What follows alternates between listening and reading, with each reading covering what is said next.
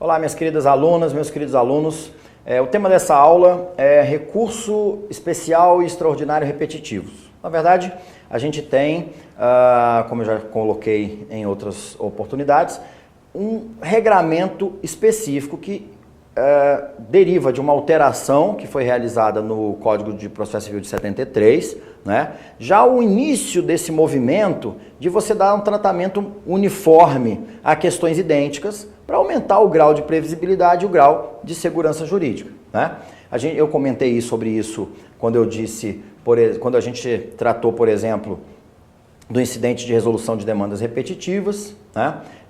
Quando a gente trata também do incidente de assunção de competência, que muito embora não existam demandas repetitivas, mas você tem aí uma interpretação do direito que vai poder servir de referência para qualquer caso que venha lidando sobre aquela matéria.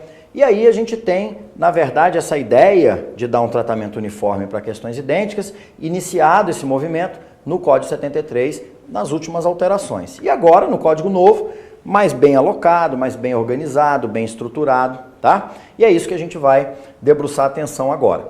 Basicamente é o seguinte, eu tenho um tribunal, o Supremo Tribunal Federal, competente para dar a última palavra em matéria de direito constitucional. Eu tenho o Superior Tribunal de Justiça, competente para dar a última palavra em matéria de direito infraconstitucional, de direito federal, né? E eu tenho TJs espalhados por todos os estados, pelo Distrito Federal, e mais 5 TRFs, todos eles interpretando lei federal e interpretando Constituição Federal. No caso do Supremo, ainda é pior ainda, porque a Constituição Federal é interpretada ainda por todos os TRTs, pelo TST e por todos os TRS, né, pelo TSE e mais pelo STM. Então o Supremo ainda tem esse alcance muito maior. E o que acontece normalmente é o seguinte, é que você tem o mesmo dispositivo da mesma lei federal sendo questionado em vários tribunais ao mesmo tempo, vários recursos são interpostos para tentar buscar do STJ uma posição, e dentro do próprio STJ você tem vários entendimentos sobre a mesma matéria, isso acontece com o Supremo também. Então, a ideia do legislador foi o seguinte, olha, a partir do momento que a gente verifica que vários recursos especiais ou extraordinários têm um objeto semelhante, a mesma matéria de direito, já que a discussão é de direito, é uma discussão praticamente em abstrato, não vou levar em consideração o caso concreto, por que a gente não pega e faz o seguinte, olha, a partir do momento que é identificada essa repetição de matérias, por que a gente não suspende tudo, para tudo, ao invés de ficar mandando milhares, e são milhares, né? Dezenas de milhares, às vezes centenas de milhares de recursos da mesma matéria, para tudo, segura aí onde tiver, lá perante o presidente do tribunal ACO, segura onde tiver.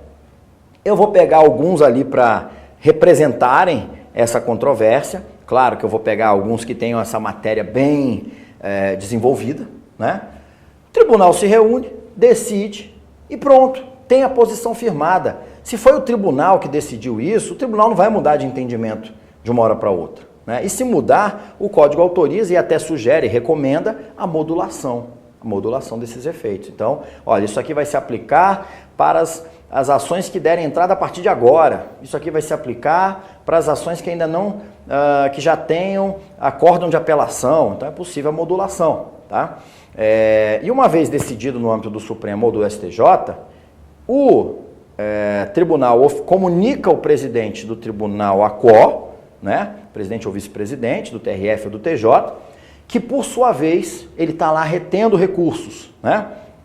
Se a decisão for favorável, for no sentido dos recursos interpostos, significa que o recurso foi interposto porque a decisão de um colegiado interno foi contrária. O presidente do tribunal, então, ACO, devolve para o órgão que proferiu a decisão recorrida, para que, se ele quiser, olha, analisa aí, o Supremo já decidiu, o STJ já decidiu, não adianta insistir nisso aqui, você não quer se retratar? E aí, uma vez se retratando, pronto, acabou o recurso, tá?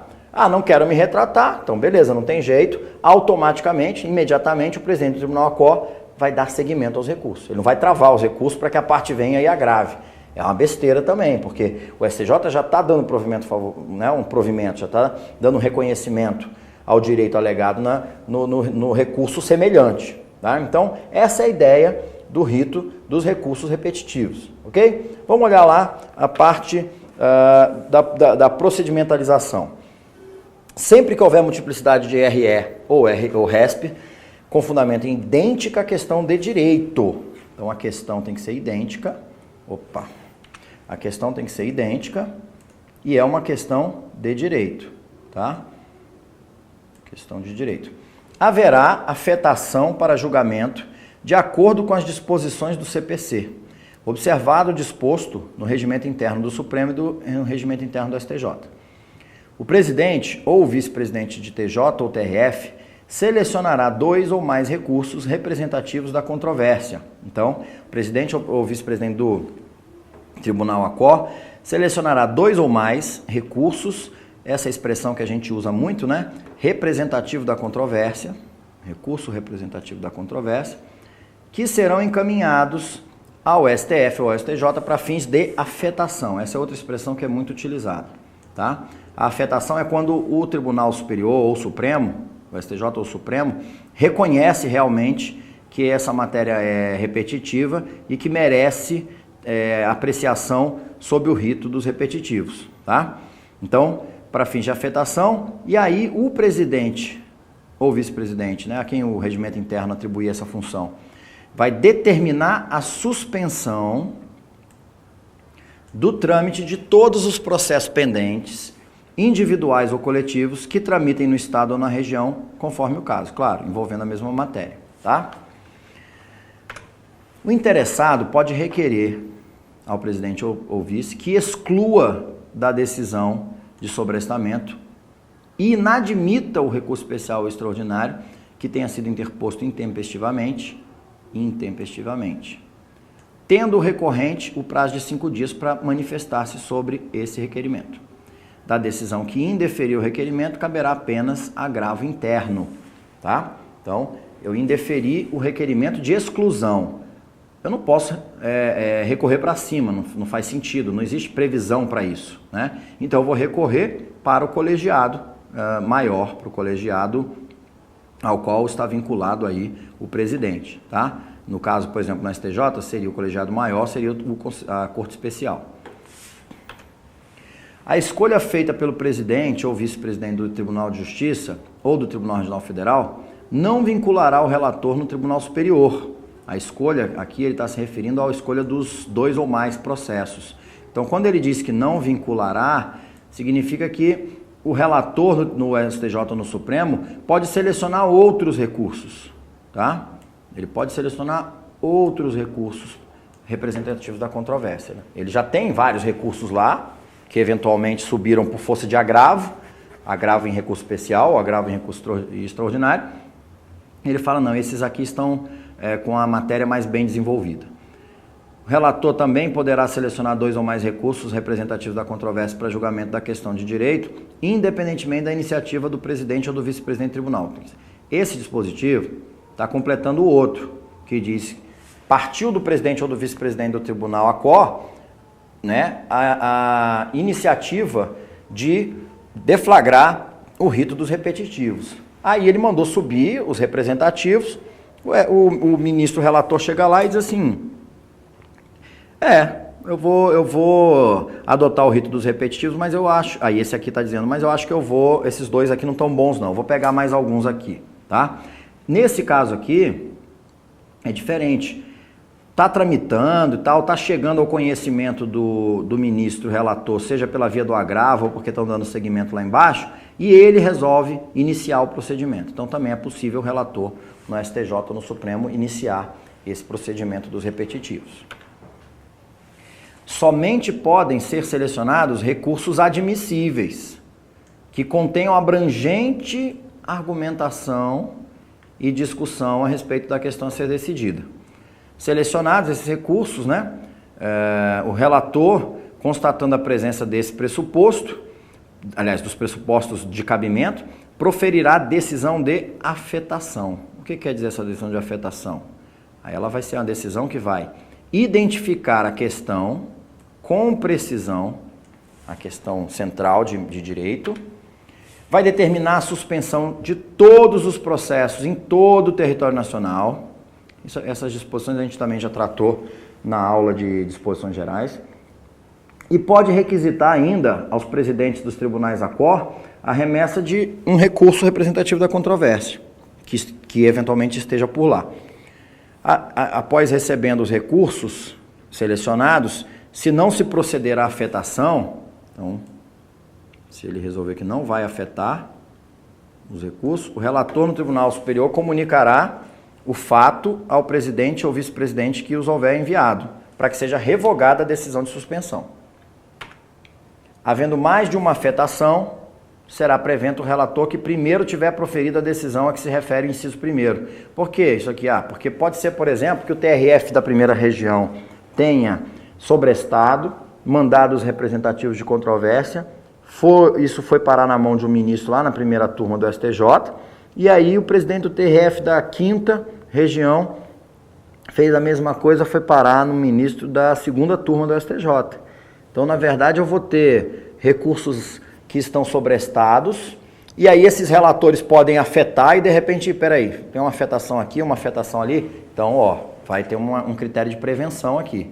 Quem vai ser prevento? O que primeiro tiver proferido a decisão de afetação, tá? Os recursos afetados deverão ser julgados no prazo de 1 ano, terão preferência sobre os demais, ressalvados presos e habeas corpus. É permitido a outro relator do respectivo tribunal afetar dois ou mais recursos representativos da controvérsia.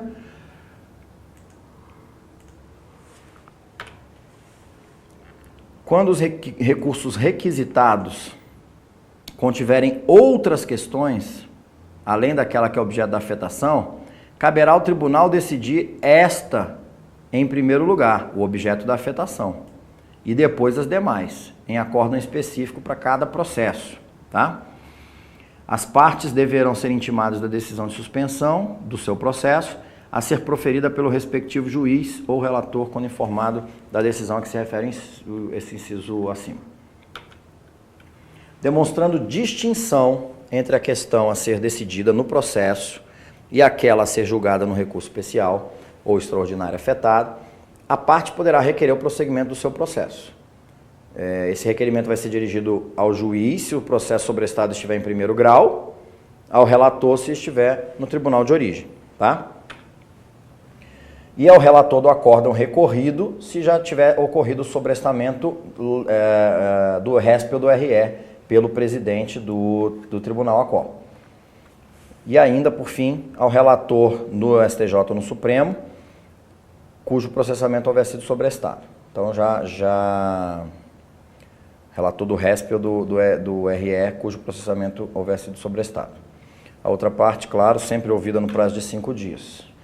Se for reconhecida a distinção no caso, então lembra, se o meu caso não se ajusta àquele, e eu demonstro essa distinção, e o responsável reconhece a distinção, e aí está aqui, né, os responsáveis pelo requerimento, até o juiz de primeiro grau pode reconhecer isso. O que vai acontecer? Se for os incisos 1, 2 e 4, o próprio juiz ou relator vai dar prosseguimento ao processo. Agora, no inciso 3, o relator vai comunicar a decisão ao presidente ou vice-presidente que houver determinado sobrestamento, para que o RESP ou RE seja encaminhado ao respectivo Tribunal Superior na forma do artigo 1030, parágrafo único, tá?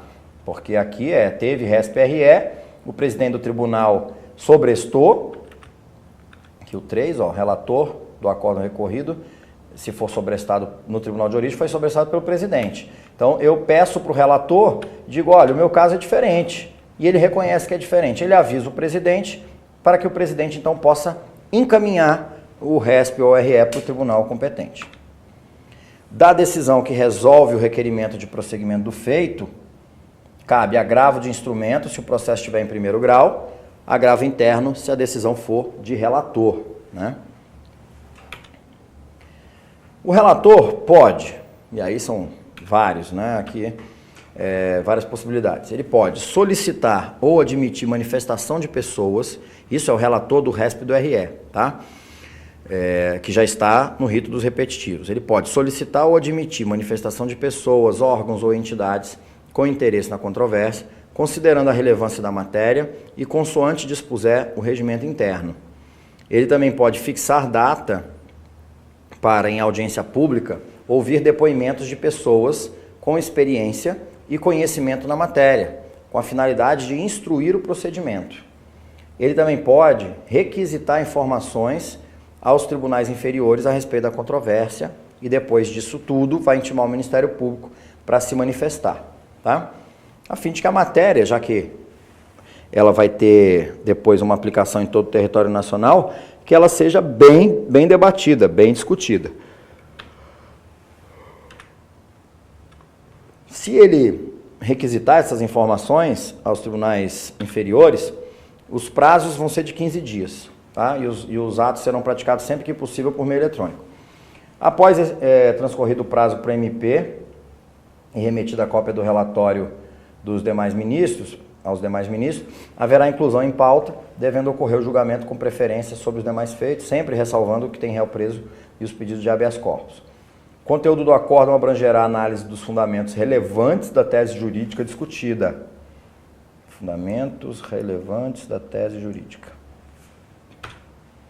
Decididos os recursos afetados, os órgãos colegiados declararão prejudicados os demais recursos versando sobre idêntica controvérsia ou os decidirão aplicando a tese firmada, tá? Então, prejudicado é se o repetitivo já negou, acabou, está prejudicado. Se o repetitivo concedeu e mudou o entendimento, aí eles podem aplicar a tese firmada.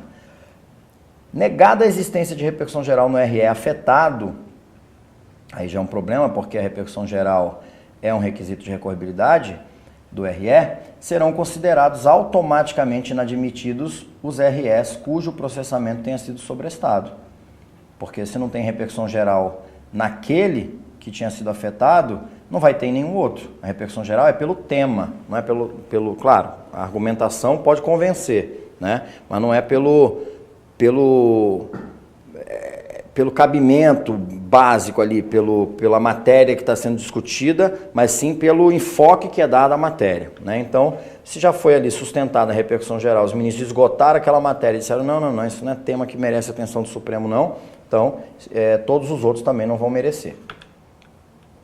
Uma vez publicado o acórdão paradigma, que é esse do repetitivo, na origem, o presidente do Tribunal ACO vai negar seguimento aos recursos sobrestados se o acórdão coincidir com a orientação do STJ do Supremo.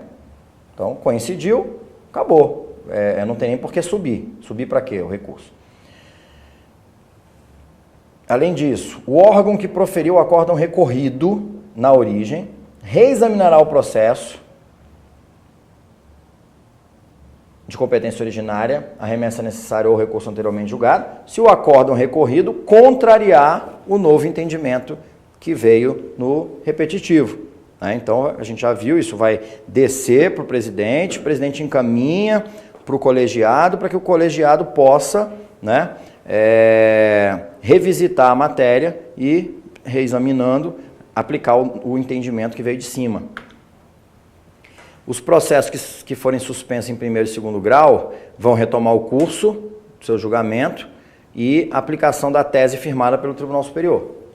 Se os recursos versarem sobre questão relativa à prestação de serviço público, objeto de concessão, permissão ou autorização, o resultado do julgamento será comunicado ao órgão, ao ente ou à agência reguladora competente para fiscalização da efetiva aplicação por parte dos entes sujeitos à regulação da tese adotada. Questão da desistência, isso aqui é uma inovação, tá? Porque o que acontecia? Eu queria desistir de um recurso que tinha sido afetado e eu não podia, eu ficava preso, né? O STJ entendia não pode não, porque a matéria agora não é mais só sua, isso aqui transcende agora. E aí não era possível desistir. Então o que acontece agora é que o Código diz o seguinte: a parte poderá desistir da ação em curso no primeiro grau de jurisdição, antes de proferida a sentença, se a questão nela discutida for idêntica a resolvida pelo recurso representativo da controvérsia. Aliás, isso aqui ainda não é no caso do RESP afetado, não. Esse aqui, a questão que está sendo discutida é idêntica a uma que já foi resolvida, e aí eu estou com ação em curso, pô, eu vou perder esse processo inteiro, vou pagar a sucumbência, etc. e tal. Então, se eu desistir antes de oferecer a contestação, eu não vou pagar custo, não vou pagar o honorário de sucumbência, tá? A desistência em questão independe do consentimento do réu, ainda que apresentada a contestação. Vocês sabem que desistência de ação, pela regra geral, depende de concordância do réu após a citação. Nesse caso, o juiz tem que homologar o pedido de desistência, mesmo após a contestação, sem a concordância do réu. Por quê? Porque se o STJ ou o Supremo já afirmarem em matéria de repetitivo o entendimento e é contrário ao que eu estou pedindo, por que eu vou insistir na ação se eu vou perder? Quanto mais longo é o processo, maior é a sucumbência, né? Então, é uma regra de exceção aqui, o consentimento do pedido de desistência.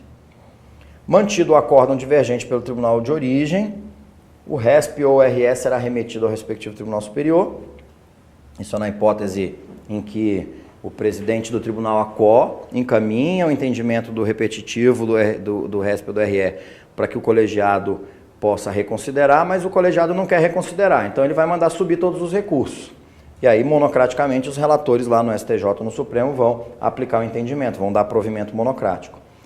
Mas se for realizado o juízo de retratação, com alteração do acórdão divergente, o tribunal de origem, se for o caso, decidirá as demais questões ainda não decididas, cujo enfrentamento se tornou necessário em decorrência da alteração. E aí, por fim, quando ocorrer a hipótese do inciso 2º do 1040 e o recurso versar sobre outras questões, que é essa hipótese aqui, do juízo de retratação, caberá ao presidente ou vice-presidente do tribunal recorrido, depois do reexame pelo órgão de origem e independentemente de ratificação do recurso, sendo positivo o juízo de admissibilidade, determinar a remessa do recurso ao Tribunal Superior para julgamento das demais questões, né? Isso aqui, então, fala por si só, tá? Então, basicamente, é isso aí que a gente tem para tratar sobre os repetitivos, porque a lógica é simples, que eu tracei ali de maneira geral no início da aula. A gente, se a matéria é a mesma, para tudo e decide lá em cima. Decidido lá em cima, está no mesmo sentido, prejudica os recursos. Está em sentido contrário, devolve para reconsiderar. Não quer reconsiderar, manda subir para que o tribunal em cima modifique. Não tem muito mistério, tá? E nesse meio tempo, está tudo sobrestado. Meu caso é diferente. Juiz de distinção, demonstra a distinção e aí o processo segue seu curso normalmente, ok? Então é isso aí. Terminamos a análise dos repetitivos. Ainda sobre o tema do extraordinário e do especial, a gente ainda tem uma matéria pendente, que é do agravo em recurso especial e agravo em recurso extraordinário, que é aquele recurso que vai ser utilizado quando o presidente do tribunal ACO travar, né, o segmento dos recursos interpostos. E aí, isso é tema para uma próxima oportunidade. A gente se encontra lá. Até já.